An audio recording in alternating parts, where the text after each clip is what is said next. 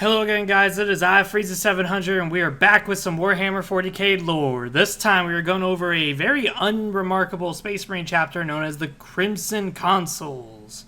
Oh boy. So the thing with the Crimson Consuls is that this is going to be a long video. And the reason why it's going to be a long video is because I'm going to try covering literally every fucking thing about this chapter. Because, well, this chapter was only really in one book.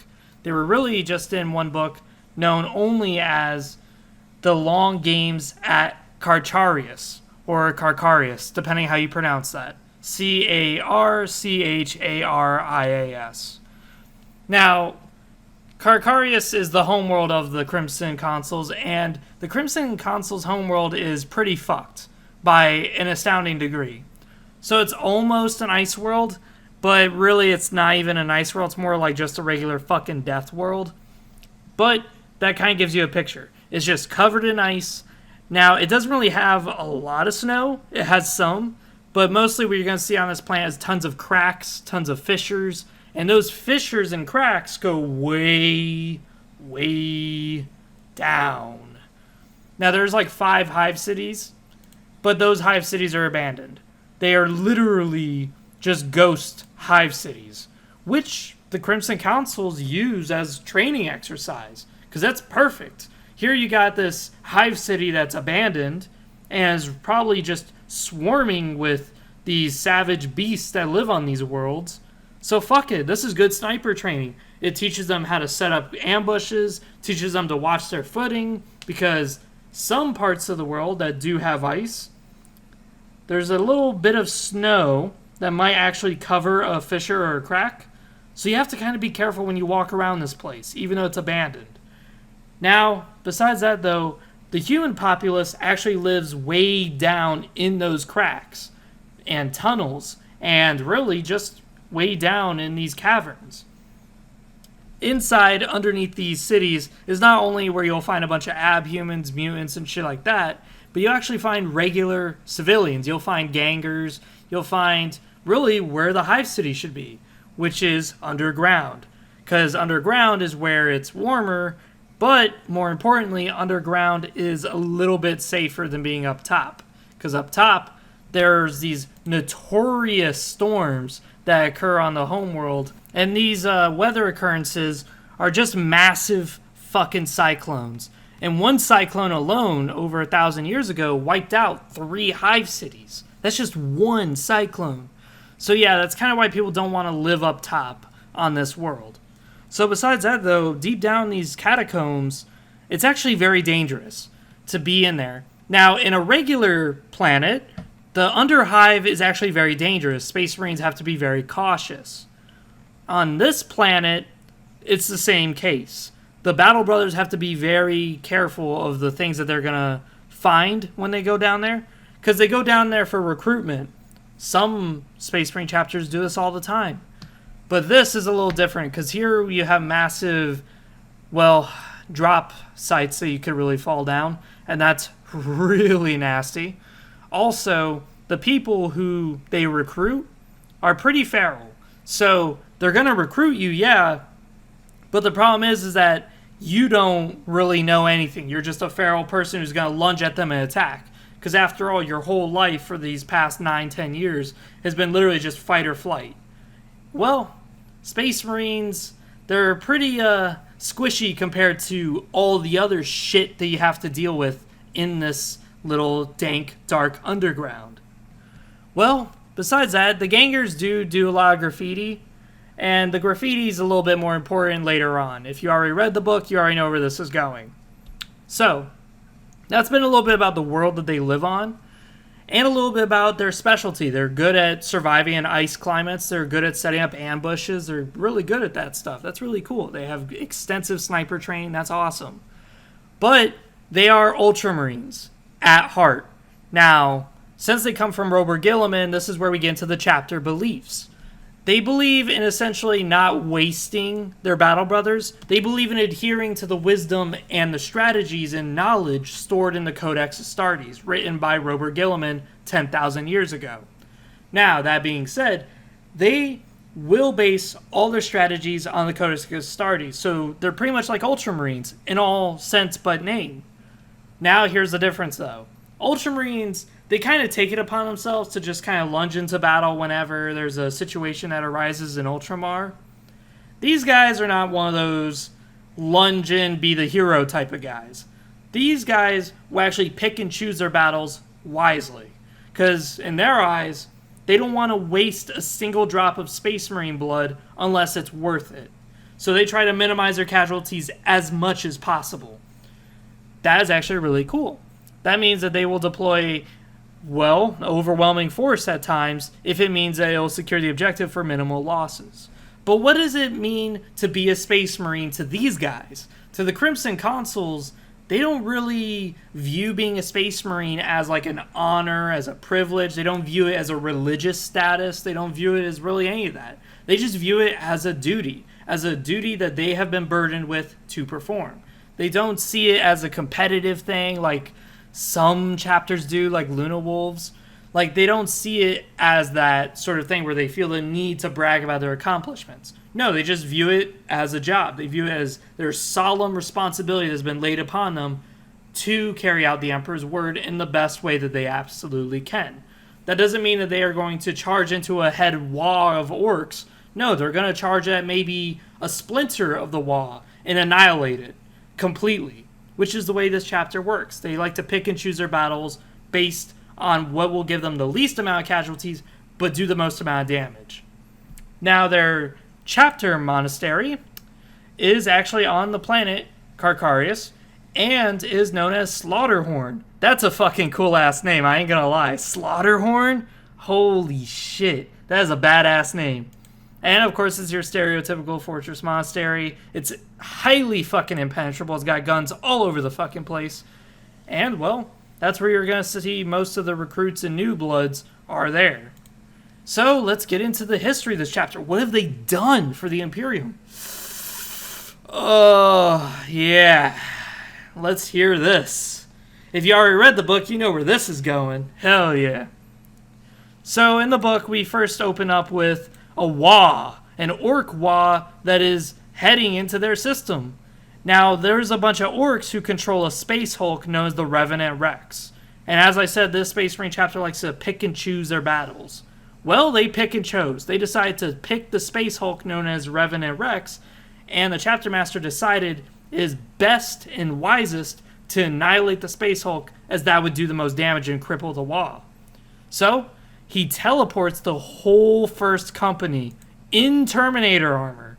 Now, just as a little break from this, your first company, when it comes to most chapters, your first company is always your most veteran. So these are guys who've been here for centuries and have a long-standing history with the chapter. They're very elite. They're all your veterans put into one. And if you're boarding a Space Hulk, it is mandatory to wear Terminator armor. Because that's what Terminator armor is meant for, is close combat like spaceship combat. So now you got 100 men on a Space Hulk wearing Terminator armor. This should be a catastrophic fucking loss for the orcs. Well, something very interesting is happening. So they are ordered to sabotage the warp drive inside the orc ship to essentially implode the ship and cause it to just vanish into the warp. This would annihilate all the orcs, and it would save them the time of having to clear out the Space Hulk, because the Space Hulk can store millions of orcs. They don't have time for this, neither do they want to spend that much time on it. So, they're just going to sabotage the warp drive, c'est la vie, mission complete. There's an issue though. As soon as they decide to sabotage the warp drive, the moment that it is done, the warp drive implodes right on the spot. This is very catastrophic, because now you just lost your entire first company with Terminator armor, mind you, and Terminator armor is more valuable than Space Marines, even the ones inside it who are super veterans. That's how important Terminator armor is. Well, now you just lost 100 suits of armor, 100 men who are your best men. They're all in the warp being munched on by demons. This was unexpected, and some people were pissed at the chapter master. I understand that. But at the same time, he did what made sense. Everyone agreed this was the best strategy. This is just super unfortunate that, for whatever reason, once they put the bomb in place, the warp drive just, boom, it just kicked in and it just activated. Tragic accident, super rare to fucking happen. And these are orcs, mind you. They could have maybe had infighting in the ship and may have damaged the warp drive, so it did overreact like that. Who knows? Well, besides that, there's a forge world nearby known as Fathion 4, and Fathion 4 was originally going to be garrisoned by Celebrant's chapter, but word from the Imperium of Man reached down and they ordered the Celebrants to leave that world and go defend something else. But that left the Forge World exposed. And the Forge World is very important to the Imperium because this Forge World does supply a few front lines. And it supplies the Space Marine chapter in particular. So, of course, they don't really have a choice but to defend the Forge World. But here's a problem. See, the Forge World is about to be under attack by that wall that I was talking about. And the wall is being led by a rather unremarkable war boss by the name of Dregs Wuzgal. Now, this is kind of a bad situation to be in. Because as I said, the Crimson Consuls like to pick and choose their battles, so that way they don't lose as many guys as they possibly can. Well, here they are not picking their battle, they are not choosing their battle, and they're about to be dealt a massive blow to their casualty rates, whether they want it or not. This is a bad to worse scenario for them to defend Fathion 4. So they're defending it to the best they can. And they almost stopped it. This is the worst part of this story. They almost killed the whole WOG. They did an astounding job with 2 companies. 200 Space Marines who are very highly decorated. They almost won. Despite being caught with their pants down, they almost won. But all of a sudden, all of the battles and all of the fighting woke up something on the planet that no one expected. See, it turns out this planet was a Necron tomb world, and no one knew about it. Well, now these Necrons who've been sleeping for millions of years just woke up, and now they're going to start their mission, which is annihilate all life. Well, now these 200 Space Marines, who are now whittled down to maybe like 70, 50, now they're dealing with Necrons on top of the remaining orcs. They did not, in any way, shape, or form, live this engagement. So now, the chapter just got done with 2 catastrophic losses back to back. This wasn't in the span of years. This was in the span of days. They just got 3 whole companies wiped out. This is no longer a tragic accident. This is what made the chapter master realize this is something far too intricate to be an accident. There is no fucking way in hell that he rolled the dice and landed on a 1 twice. There is absolutely no way. So, he recalled whatever chapter companies they had out there back into the Fortress Monastery. Now, there were 2 other companies that couldn't partake in this. That would be the 3rd company and the 5th company. These 2 companies were over in the Damocles Gulf Crusade fighting against the Tau. And sure enough, would you know it, the specific Tau commander they were fighting over there was actually Commander Farsight. Now, if you know anything about Commander Farsight, you know she is a bad bitch. She is essentially the big boss of Warhammer 40K. She is dangerous. She can fuck any Space Marine up any day. Well, that's who those 200 men are fighting. Oh boy. Well, also, something interesting is that they have another company, a 3rd company, who can't join them on their homeworld in the Fortress Monastery. And that'd be their 8th company, which is hunting a Black Legion warband that is actually floating around near Carcharius. Well, once the chapter master ordered that the Fortress Monastery be sealed and shut, so Slaughterhorn is now secure, the moment that he ordered that, and the moment those shutters closed, something very odd happened. All of a sudden, all of his men just went into a blood-zerk rage, and they just started gunning each other down, and just started killing each other in brutal manner. This was odd, to say the least. This is almost like as if they all just got stricken with the Wolfen curse, or as if they got stricken with the Blood Angel curse. Like, what the fuck is going on? But more importantly, the chapter master and all the senior officers that were with him, they were fine. They didn't feel the need to, rip each other's guts out and just blow each other's brains apart. They didn't feel that need. So what the fuck is going on with this chapter? Are they corrupted? Is something going on with their gene seed? They don't know. So they made a hightail it towards the center of their keep. So that way they can maybe find out what's going on and devise a strategy to deal with this situation, which is that their men are losing their fucking minds. Well, after battling their way through and losing a few of his own officers in the process of battling through his own men to get to the center of his fortress monastery, there's a group of people just lounging around in the center of his headquarters that no one expected to see at all. There are actually Black Legion Space Marines sitting inside the headquarters of his fortress monastery, and an Alpha Legionnaire. What the fuck is going on here? Now, in tradition, I love this tradition so much, the Alpha Legionnaire greets himself as, "Greetings, I am Alfarius." Now, after he greets himself ever so politely, him and the Black Legionnaires wipe out the senior officers and hold prisoner the chapter master. Now, while the chapter master is down, the Alpha Legionnaire decides to wag his cock in his face and explain to him the chapter history the way it's supposed to be explained. So it turns out, over 10 years ago, the chapter decided to get fucked by the Alpha Legionnaires. Well, not really the chapter, just the Legion itself. The Alpha Legion decided they were going to fuck the Crimson Consuls.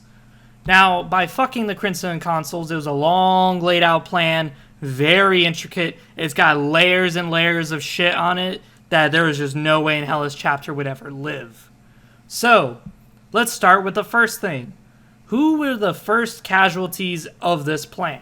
The 3rd and 5th Company. So the 3rd and 5th Company that were out fighting the Tau, well, they got annihilated 10 years ago by Commander Farsight. Now, the reason why the chapter didn't know about this was because the Alpha Legion kept sending them fake reports. They kept sending them fake astropathic reports of what was going on. So there was no fucking way anyone could have known that this was going on. Now, about the next casualty. The 1st Company, when they boarded the Space Hulk, it turns out that the Alpha Legion got there first. The Alpha Legion actually sabotaged the warp drive, so that way the moment the Space Marines boarded and put their little device on it, it would trigger their device, the Alpha Legion device, to implode the reactor, which would just send them right into the warp. Now let's go on to the next casualties. The other 2 companies. Now these 2 companies that were on Fathion 4, now this is actually interesting. They forged messages to the Celebrants chapter and told them to get the fuck off the planet. And then they forged another message to the Crimson Consuls to tell them to defend that fucking planet. Now, because the Alpha Legion is who I think they are, I think they also decided to instigate the orcs into going onto that planet. That, or they just predicted that the orc wog would head that way, because, as I said, orc wogs are very direct. They usually are spears. They just go one way, and that's about it, until something stops them. Well, I don't think they predicted the Necrons. I would have a very high doubt. And if the Alpha Legionnaire does decide to say, oh yeah, I predicted the Necrons, bull fucking shit.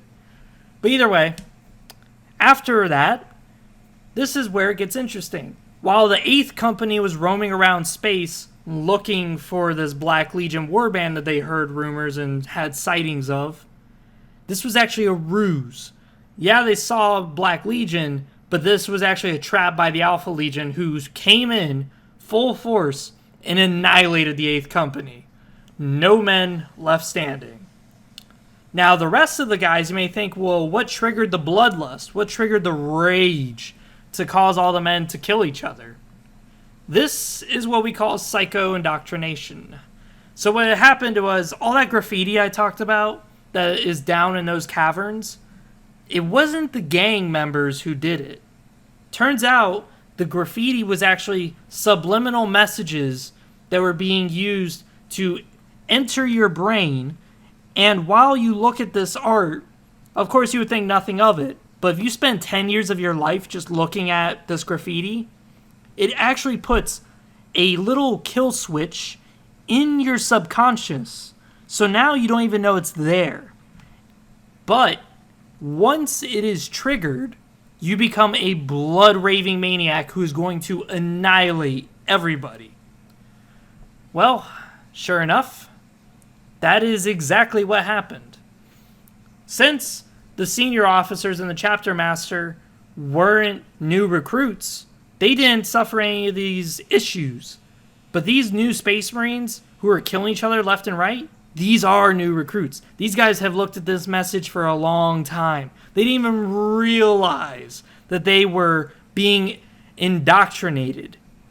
Now, the chapter master wasn't going to let this go. And this is where we see a little bit of that Crimson Consul specialty kick into place.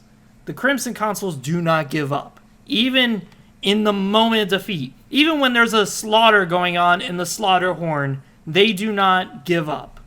Chapter Master broke free and made a book for the fucking armory. Well, he wasn't fast enough because he got shot in the leg. But he still got in the armory and sealed the door.